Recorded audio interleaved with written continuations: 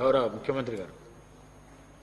Speaker sir, Rajiv Aarogyasri CM relief fund ప్రజల ఆరోగ్యం గురించి డాక్టర్ సంజయ్ గారు, అదేవిధంగా సిద్దిపేట శాసనసభ్యులు కొన్ని ప్రశ్నలు అడగడం, గత ప్రభుత్వంలో చాలా బాగా జరిగింది, ఇప్పుడు అంత గొప్పగా జరగడం లేదని ఆరోపణలు కూడా చేయడం జరిగింది. అధ్యక్ష, తమరి ముందు వాస్తవాలను సభ్యుల ద్వారా తెలంగాణ ప్రజలు కూడా చెప్పాల్సిన బాధ్యత ప్రభుత్వం మీద ఉన్నది. అధ్యక్ష, తెలంగాణ రాష్ట్రం వచ్చిన తర్వాత 2014 నుంచి డిసెంబర్ 6, 2023 వరకు ప్రతి నెల యావరేజ్గా గత ప్రభుత్వం ఖర్చు పెట్టింది 52 కోట్ల రూపాయలు రాజీవ్ ఆరోగ్యశ్రీలో. డిసెంబర్ 7, 2023 నుంచి మార్చ్ 25, 2026 దాదాపుగా 26, 27 నెలలలో ప్రతి నెల ఈ ప్రభుత్వం ఖర్చు పెట్టింది 89 కోట్ల రూపాయలు. అధ్యక్ష, యావరేజ్గా. అదేవిధంగా రాజీవ్ ఆరోగ్యశ్రీలో రాష్ట్ర ప్రభుత్వం పేమెంట్లు ఇవ్వడం లేదు, దాంతో ప్రైవేట్ హాస్పిటల్స్ మూతపడుతున్నాయి, మాకు నోటీస్ ఇచ్చిండ్రు, మీరు ఇంకా దాని మీద స్పందించడం లేదన్నట్టుగా ఏదైతే మాట్లాడుతుండ్రో, ఈ వారసత్వం వారి నుంచి మాకు వచ్చింది. అధ్యక్ష, ఈ రాజీవ్ ఆరోగ్యశ్రీ బకాయిలు పెట్టి అధికారాన్ని కోల్పోయి ఆ భారాన్ని మా నెత్తి మీద పెడితే ఆ భారాన్ని మోస్తూనే మేము 5 లక్షల నుంచి 10 లక్షల రూపాయలకు పెంచడం జరిగింది. అధ్యక్ష, ఆ విషయం కూడా 7 తారీఖు నాడు మేము ప్రభుత్వం బాధ్యత తీసుకున్నప్పుడు 7/12/2023 నాటికి గత ప్రభుత్వం నుంచి వారసత్వంగా మాకు వచ్చిన భారము 600 కోట్ల 27 లక్షలు.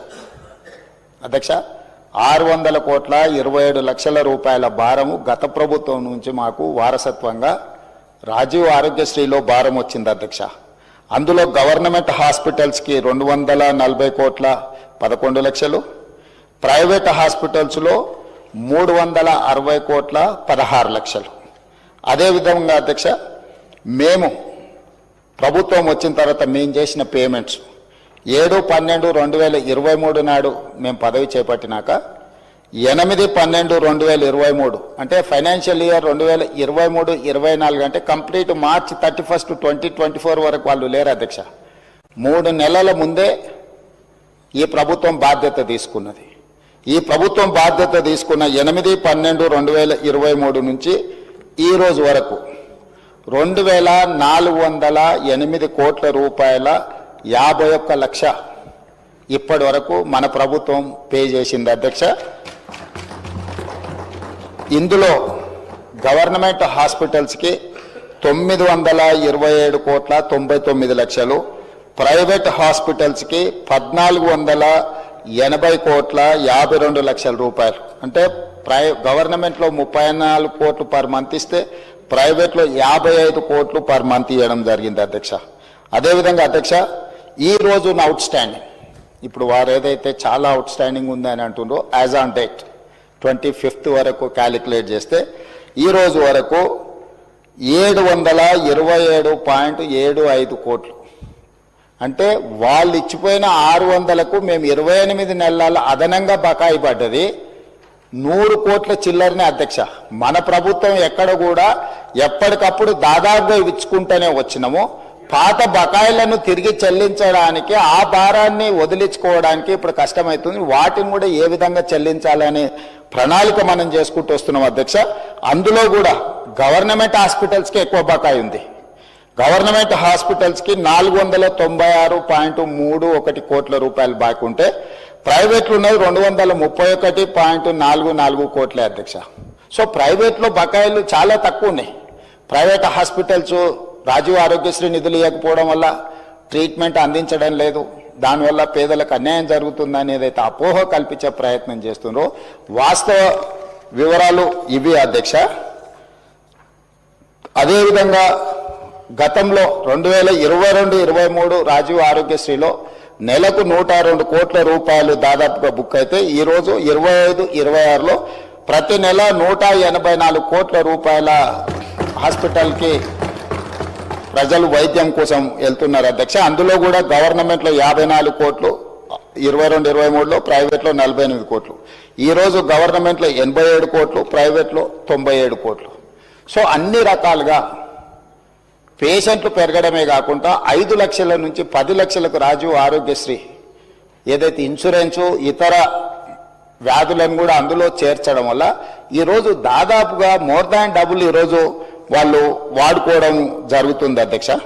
అదేవిధంగా ఈరోజు అంతకుముందు సీఎం రిలీఫ్ ఫండ్ ఒకసారి తీద్దాం అధ్యక్ష. సీఎం రిలీఫ్ ఫండ్ చెక్కులలో జరిగిన అవినీతి వెనకాల ఎవరు పిఏలు ఉన్నారు, ఎవరు ఆఫీసు సిబ్బంది ఉన్నారు, నిన్న మన కేసులు కావడము, ఇవన్నిటిని ఎవరైతే పేరు మీద చెక్కులు తీసుకెళ్ళి ప్రైవేట్ ఖాతాలలో వేసుకొని ఎట్లా సీఎం రిలీఫ్ ఫండ్ను దుర్వినియోగం చేసిండ్రో కేసులు ఉన్నాయి, విచారణ కూడా జరుగుతుంది అధ్యక్ష.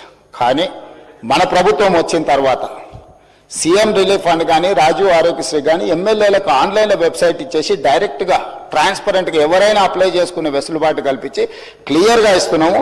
మేము ఈరోజు సీఎం రిలీఫ్ ఫండ్ ఈ 27 నెలలలో 2046 కోట్ల రూపాయలు సీఎం రిలీఫ్ ఫండ్ ఇచ్చినాం అధ్యక్ష.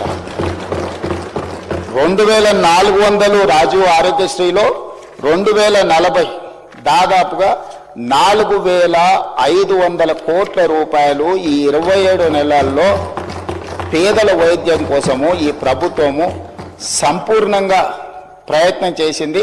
ఇది సరిపోతుందంటే ఇది సరిపోదు అధ్యక్ష. మేము ఎప్పుడు ఇది సరిపోయింది ఇంకా ఇది ఇంతకంటే ఎక్కువ చేయలేమంటలేం. అందుకే ఈరోజు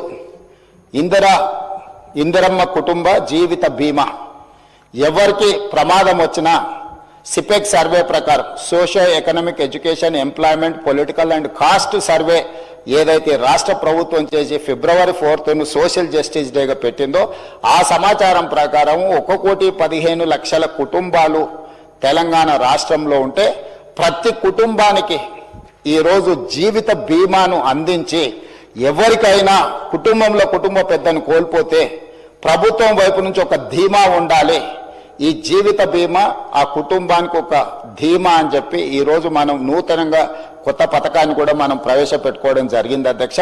ఈరోజు పేదలను ఆదుకోవడానికి అన్ని రకాల ప్రయత్నాలు చేయడమే కాకుండా ఈరోజు 35 గవర్నమెంట్ కాలేజెస్ ఉన్నాయి అధ్యక్ష. రాజీవ్ ఆరోగ్యశ్రీని భవిష్యత్తులో ఏవైతే టీచింగ్ కాలేజెస్ ఉన్నాయో, ఇక్కడ చాలామంది కాలేజీల యజమానులు ఉన్నారు, private medical colleges nursing colleges నడిపేవాళ్ళు. టీచింగ్ కాలేజెస్కి ఏమో పేషెంట్లు రావటం లేదు, చాలా వాటికి పేషెంట్లు పోయే దగ్గరనేమో ప్రొఫెషనల్స్ లేరు. దీన్ని ఆలోచన చేసి అందుకే దీని మీద వివరంగా ఇంకా చర్చ చేస్తాం. ప్రభుత్వం అన్ని స్థాయిలో మేము ఈరోజు అందరి నుంచి సమాచారం సేకరించినాం. ఏ ఏరియాలో అయితే టీచింగ్ కాలేజెస్ ఉన్నాయో పర్టికులర్గా మెడికల్ కాలేజీలు రాజీవ్ ఆరోగ్యశ్రీని మొత్తం ఆ మెడికల్ కాలేజీలకు పంపిస్తే అక్కడ చదువుకునే నర్సింగ్ కాలేజ్ స్టూడెంట్స్కైనా మెడికల్ కాలేజ్ స్టూడెంట్స్కైనా పీజీ చదువుకునేటోళ్ళకైనా ఫర్దర్ స్పెషలైజేషన్ చేసేటోళ్ళకైనా విరివిగా బాధితులు వచ్చినప్పుడు వాళ్ళను ట్రీట్ చేయడం ద్వారా వాళ్ళకి వర్క్ ఎక్స్పీరియన్స్ వస్తుంది. అదేవిధంగా Rajiv Aarogyasri CM relief funds కూడా వాటికే ఇస్తే ఆ హాస్పిటల్ల యొక్క నిర్వహణ మెడికల్ కాలేజీల యొక్క నిర్వహణ కూడా బెటర్గా ఉంటుంది. అందులో పనిచేసే డాక్టర్లు సర్జరీ చేస్తే వాళ్ళకి స్పెషల్ ఇన్సెంటివ్స్ ఇవ్వాలనుకుంటున్నాం అధ్యక్ష. ఈరోజు జీతభత్యాలకే పనిచేసే వాళ్ళు అప్పుడప్పుడు ప్రైవేట్ హాస్పిటల్స్లలో కూడా సర్జరీలు చేస్తున్నారు. వీటన్నిటినీ మనకు తెలుస్తూ ఉంది. అందుకే ఇప్పుడు ఏం ఆలోచన చేస్తుంది ప్రభుత్వం, ఈ టీచింగ్ కాలేజెస్లో చదువులు చెప్పే ఎవరైతే డాక్టర్స్ ఉన్నారో స్పెషలైజ్డ్ ఉన్నారో వాళ్ళు సర్జరీలు చేస్తే సర్జరీలకు వాళ్ళకి స్పెషల్ ఇన్సెంటివ్ ఇవ్వడం ద్వారా వాళ్ళని ప్రోత్సహించాలని ఈ Rajiv Aarogyasri CM relief fund ఇవన్నీ కూడా ఈ మెడికల్ కాలేజెస్కి ఎప్పుడైతే వెళ్తాయో నిధులు హాస్పిటల్ల నిర్వహణ చాలా పకడ్బందీగా జరుగుద్ది. రెండవది అదనంగా పనిచేసే వైద్యులకు అదనపు జీతభత్యాలు వస్తాయి. మూడవది ఈరోజు మనము పెద్ద చదువులు చదువుకున్న డాక్టర్లను హాస్పిటల్ల మేనేజ్మెంట్ కూడా వాళ్ళని చూడమంటున్నాం. సో నర్సులు వచ్చిండ్రా, ఊడ్చే వాళ్ళు వచ్చిండ్రా, తూడ్చే వాళ్ళు వచ్చిండ్రా, మిగతా సిబ్బంది వచ్చిండ్రా లేదా అని పెద్ద డాక్టర్లు సూపరింటెండెంట్స్ చూడాలంటే వాళ్ళు చదువుకున్న చదువుకి వాళ్ళ మైండ్ సెట్కి వాళ్ళ వ్యవహార శైలికి ఇది సూట్ అవ్వడం లేదు. అందుకే ఈరోజు ఈ నిర్వహణ మొత్తం సపరేట్ చేసి దీనికి సపరేట్గా ఒక గ్రూప్ 1 ఆఫీసర్నో లేకపోతే ఒక గ్రూప్ 2 ఆఫీసర్నో ఇతర సిబ్బందిని పెట్టి ఈ సిబ్బంది యొక్క నిర్వహణ బాధ్యత మొత్తం ఒక వింగ్ అప్పచెప్పి పేషెంట్లకు ట్రీట్మెంట్ చేసే బాధ్యతను కంప్లీట్గా ప్రొఫెషనల్గా డాక్టర్లతో చేయించాలనుకుంటున్నాం. ఇప్పటివరకు మొత్తం పేషెంట్లను చూడడమే కాకుండా హాస్పిటల్ వ్యవస్థను నిర్వహించే బాధ్యత కూడా సూపరింటెండెంట్ మీదనే ఉంటుంది. దాంతో అతను నర్సు వచ్చిందా, లేకపోతే ఊడ్చేవాడు వచ్చిందా, సిబ్బంది వచ్చిందా రాలేదా, వాచ్మెన్ వచ్చిందా లేదా, బయట పార్కింగ్ ఎవరు చూస్తున్నారు, లేకపోతే క్యాంటీన్లో ఏముంది ఏం లేదు అతను చూడలేడు. అతని టెంపర్మెంట్కి అది సూట్ అవ్వదు. రెండోది అతను క్వాలిటీగా కూడా పనిచేయలేడు. అతను లోపల సర్జరీ చేయాలన్నా, వచ్చిన పేషెంట్లను చూడాలన్నా, ఇన్ పేషెంట్లను చూడాలన్నా, అవుట్ పేషెంట్లను చూడాలన్నా, ఈ సమస్యలు ఉన్నాయి. కాబట్టి మన ప్రభుత్వం దీన్ని కూడా ఆలోచన చేసి ఈరోజు ఈ రెండు పనులను రెండింటిని సపరేట్గా ఈరోజు మనము డీల్ చేయాలనుకుంటున్నాం అధ్యక్ష. మూడవ పాయింట్, కొన్ని వేల మంది తెలంగాణ నుంచి ఇతర దేశాలలో డాక్టర్లుగా ఈరోజు పనిచేస్తున్నారు. వాళ్ళు తల్లిదండ్రులను చూడడానికో, ప్రాంతాన్ని చూడడానికో, లేకపోతే ప్రాంతం మీద అభిమానంతో వచ్చినప్పుడు వాళ్ళు 4-5 రోజుల్లో కుటుంబ వ్యవహారాలు చక్కదిద్దుకుంటే ఒక 20 రోజులు ఎక్స్ట్రా ఉన్నప్పుడు వాళ్ళు అత్యంత అధునాతనమైన వైద్యశాలలో పనిచేయడమే కూడా అత్యున్నత చదువులు చదువుకున్న డాక్టర్లు. వాళ్ళందరితో నేను మా దామోదర్ రాజనరసింహ గారు మాట్లాడి ఒక ప్లాట్ఫామ్ క్రియేట్ చేస్తున్నాం. డాక్టర్ సంజయ్కి కొంచెం ఇది ఎక్కువ అవగాహన ఉండే అవకాశం ఉంది. ఆ డాక్టర్లు అందరినీ ఆన్లైన్లో ఒక వెబ్సైట్ క్రియేట్ చేస్తున్నారు. వాళ్ళు ఎప్పుడు మన ప్రాంతానికి వస్తుండ్రు, ఏ టైంలో వాళ్ళు ఈ స్పెషల్ డిసీజెస్ కానీ, సర్జరీలు కానీ, లేకపోతే మెడికల్ కాలేజీలకు వెళ్ళి చదువులు చెప్పడానికి సమయం ఇండికేట్ చేస్తే ఆ టైంలో వాళ్ళని ఆయా హాస్పిటల్స్లలో వాళ్ళ సేవలను వినియోగించుకోవాలని చెప్పి ఈరోజు వాళ్ళందరితో చర్చ చేసినాం. వాళ్ళందరినీ కూడా ఒక కొలికి పట్టుకొచ్చినాం అధ్యక్ష. ఈరోజు ఈ ప్రాంతంలో ఉండి, గ్రామీణ ప్రాంతాలలో ఉండి, ఉస్మానియా, కాకతీయ యూనివర్సిటీలలో మంచి చదువులు చదువుకొని ఇతర దేశాలకు వెళ్ళి గొప్ప పేరు సంపాదించిన డాక్టర్లు ఈరోజు తిరిగి సొంత ప్రాంతానికి ఏదైనా చేయాలనుకుంటున్నారు. ఇప్పటి వరకు ఎలాంటి వెసులుబాటు లేదు. ఏ డాక్టర్ ఎప్పుడు ఇండియాకు వస్తుండు, తెలంగాణకు వస్తుండు, లేకపోతే సొంతూరుకు వస్తుండు, ఎప్పుడైనా వెళ్తుండు, అతని సమయం ఎప్పుడు ఎలా కేటాయించగలడానికి ఏమీ వెసులుబాటు లేదు. అందుకే మన ప్రభుత్వం ఈరోజు స్పష్టంగా వాళ్ళతో చర్చించి మనం ఈరోజు ఒక ప్రత్యేకంగా ఒక website medical and health department నుంచి క్రియేట్ చేసి ఏ డాక్టర్ ఏ నెలలో ఏ సమయంలో మన దగ్గరకు వస్తున్నాడో ఆ సమయంలో అతను వైద్య సేవలు ఏమన్నా అందించాలనుకుంటుండే ఇక్కడ ఉండే పేదలకు ఉచితంగా, అదేవిధంగా ఇక్కడ ఉండే మెడికల్ కాలేజీలలో వెళ్ళి అతని ఎక్స్పీరియన్స్, అతని అనుభవాన్ని పాఠాల కింద ఏ విధంగా చెప్పాలనుకుంటుండో ఈరోజు విదేశాలలో నిపుణులైన డాక్టర్లను తెలంగాణ కూడా వాళ్ళ సేవల్ని వినియోగించుకోవాలనుకుంటుంది. కాబట్టి వాటికి కూడా ఒక ప్రత్యేకమైన ఏర్పాట్లను చేస్తున్నాం అధ్యక్ష. అదేవిధంగా టీమ్స్ ఈరోజు వరంగల్లో కానీ, అల్వాల్లో కానీ, లేకపోతే ఎల్బీ నగర్లో కానీ, సనత్ నగర్లో కానీ, నిమ్స్ కానీ వీటన్నిటిని కూడా స్పెషలైజ్డ్ హాస్పిటల్స్ కింద చేయడమే కాకుండా ఈ CM relief fund, Rajiv Aarogyasri, LOC ఇప్పుడు ముందుగానే మనం లెటర్ ఇవ్వాల్సిన పరిస్థితి. ఇప్పుడు ఓన్లీ నిమ్స్కే ఇస్తున్నాం నాకు తెలిసినంత వరకు. సో ముందస్తుగా ఎవరికైనా ఇబ్బంది వచ్చినప్పుడు వైద్య సహాయం అందించాలి అంటే నిమ్స్కి తప్ప మనం ఎల్ఓసి ఇస్తలేం. ఎందుకంటే ప్రైవేట్ హాస్పిటల్స్కి ఇస్తే మిస్యూజ్ అవుతుందని రకరకాల ఆరోపణలు, ఇవన్నీ కొన్ని సమస్యలు ఉన్నాయి.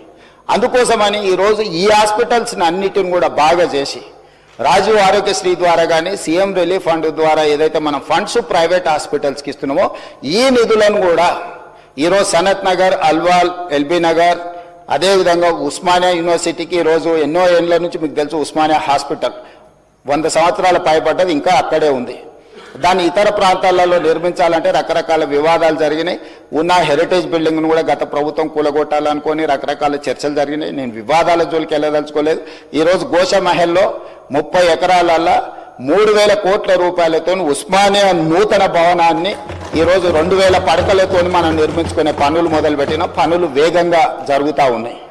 ఈరోజు గాంధీ హాస్పిటల్, వరంగల్ హాస్పిటల్ వీటన్నిటిని కూడా పూర్తి స్థాయిలో నిర్మాణం చేసి ఒక 10,000 పడకల ఆసుపత్రులు ఈరోజు 10,000 పడకలు అదనంగా ఈరోజు వినియోగంలోకి పేదలకు సేవలు అందించడానికి, వైద్యం అందించడానికి అందుబాటులో వస్తున్నాయి. వీటన్నిటిని కూడా ప్రభుత్వము ఈ సీఎం రిలీఫ్ ఫండ్ కావచ్చు, రాజీవ్ ఆరోగ్యశ్రీ కావచ్చు, వీటన్నిటిని నిధులను వాటికిచ్చి వాటిని కూడా పేదలకు అన్ని రకాల వైద్య సేవలను అందించడానికి ఈరోజు వాటిని కూడా ప్రభుత్వం వినియోగంలోకి తీసుకురావాలని, వేగంగా పనులను పూర్తి చేయాలని గతంలో జరిగిన ఎన్నో నిర్ణయాలను నేను రాజకీయంగా విమర్శించదలుచుకోలేదు. కానీ వాళ్ళకి తెలుసు నిజమేందో, నేను చెప్పాల్సిన అవసరం లేదు. కాబట్టి వీటిని సర్దిద్దుకుంటూ ఒక దారిలో పెట్టి ఒక ప్రయత్నం చేసి దామోదర్ రాజనరసింహ గారు ఎడ్యుకేషన్ అండ్ ఇంజనీర్ కానీ by nature is an doctor, social doctor. అంటే సామాన్య సోషల్ డాక్టర్ అంటే పేదవాడికి ఏం సమస్య వస్తుంది, ఆ సమస్యకు ఏం వైద్యం అందించాలని సంపూర్ణంగా అవగాహన ఉన్న దామోదర రాజనరసింహ గారిని నేనే స్వయంగా ఈ శాఖ మీరు నిర్వహించాలని పర్సనల్గా వారిని పిలిచి, ఎందుకంటే ఈ శాఖ చాలా విస్తృతమైన సబ్జెక్ట్. ఇదంత ఆశమాసిగా అర్థమయ్యేది కాదు. అర్థమైనా కూడా ఎవ్రీడే ఒక కొత్త ఛాలెంజ్ వస్తుంది. ఒకప్పుడు గత్తర ఉండే, మలేరియా ఉండే, రకరకాల జబ్బులు వచ్చినాయి. సడన్గా మన కోవిడ్ వచ్చింది. లేదు ఇట్లా ఎప్పటికప్పుడు ఏ రకమైన జబ్బులు సమాజంలో ఎట్లొస్తున్నాయి, ఎందుకు వస్తున్నాయి ఎవరికీ తెలియదు. రకరకాల ఇవి అంటే ఈ ఛాలెంజెస్ని ఎప్పటికప్పటికి మంత్రితో పాటు అధికారులు కూడా ఎప్పటికప్పుడు నేర్చుకోవాల్సిన సబ్జెక్ట్. మిగతా ఇష్యూస్ కంటే కూడా ఐటీ పరిశ్రమల కంటే కూడా మెడికల్ అండ్ హెల్త్ అనేది ఒక ఛాలెంజ్. ఈ ఛాలెంజ్ని ఎప్పటికప్పుడు చదివితే తప్ప రోజు పరీక్షకు ఐఏఎస్ ప్రిపేర్ అయినట్టు మంత్రి ఆ రేంజ్లో ప్రిపేర్ అయ్యి అర్థం చేసుకుంటే తప్ప మన పేదలకు వైద్యం అందించలేని పరిస్థితి. అందుకే క్వాలిఫైడ్ పర్సన్ ఈరోజు మనకు ఆ శాఖను నిర్వహిస్తున్నాడు. వారు ఇచ్చిన సూచనలు డెఫినెట్గా తప్పకుండా దాంట్లో ఏమేమి ప్రజలకు ఉపయోగపడుతుందో వాటన్నిటినీ స్వీకరిస్తాం. ఇంకా వారు చాలా మీటింగులు కూడా ఏర్పాటు చేసిండ్రు మంత్రి గారు. భవిష్యత్తులో కూడా ఈ అన్ని రిఫార్మ్స్ తీసుకురావాలనుకుంటున్నాం. ఇంకేమైనా సూచనలు ఇచ్చినా తప్పకుండా వాటిని ప్రభుత్వం తీసుకుంటుంది. ఏదేమైనా ఈ రాష్ట్ర ప్రభుత్వం యొక్క ప్రాధాన్యము విద్య, పేదల వైద్యం, ఈ రెండింటి మీద ప్రత్యేకమైన ఫోకస్ పెట్టి ఈరోజు ఒకప్పుడు భోజనం లేదు, కానీ ఈరోజు భోజనం వచ్చింది కానీ న్యూట్రిషన్ ఫుడ్ లేదు.